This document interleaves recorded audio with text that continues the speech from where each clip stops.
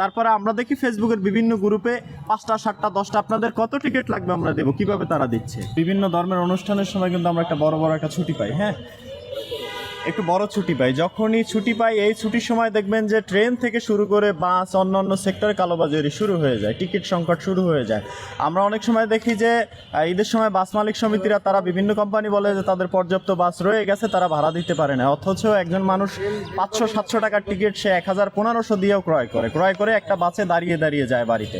সেই গন্তব্যে যাওয়া তার জন্য যে কত প্যারাময় সেই মাত্র ব্যক্তি জানে যার যাইতে হয়। হ্যাঁ, একইভাবে ট্রেনের টিকিট কাটার জন্য 30 থেকে 45 সেকেন্ড সময় পায় একজন মানুষ। যারা আমরা মোবাইল ফোন টেলিফোন চালায় অভ্যস্ত, যারা টেকনিক্যালি ফাস্ট তাদের জন্য ওকে, কিন্তু যে মানুষটা আসলে টেকনিক্যালি ফাস্ট না, যার জন্য এটা মানে মোবাইল চালানোই যার জন্য দায়, সে কিভাবে টিকিট সংগ্রহ করবে? সে যখন কালোবাজারি, অথচ আমরা যখন এখানে না পাই, তারপরে আমরা দেখি ফেসবুকের বিভিন্ন গ্রুপে 5টা 7টা 10টা আপনাদের কত টিকিট লাগবে আমরা দেবো, কিভাবে তারা দিচ্ছে।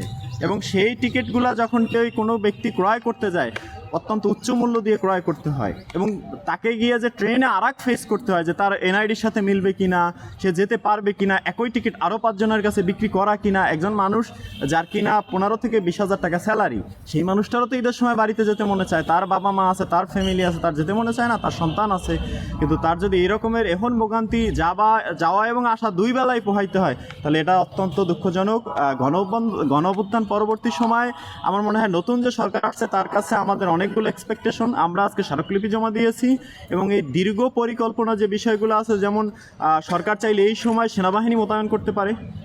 সেনাবাহিনী তো সবসময় মোতায়েন করতে হবে না, গভর্নমেন্ট এই গুরুত্বপূর্ণ সময়গুলো যখন কিনা ফেস্টিভ্যাল থাকে, কোনো রাজনৈতিক নির্বাচন থাকে, এই সময় সেনাবাহিনী মোতায়েন করতে পারে। সেনাবাহিনী এবং সেই সাথে ভোক্তা অধিদপ্তরে আমরা যোগাযোগ করেছিলাম, ভোক্তা অধিদপ্তরে তারা জানিয়েছে তাদের লোকবল সংকট, আসলেই তাদের লোকবল সংকট, তাদের লোকবল যেন দ্রুততর বৃদ্ধি করা হয়।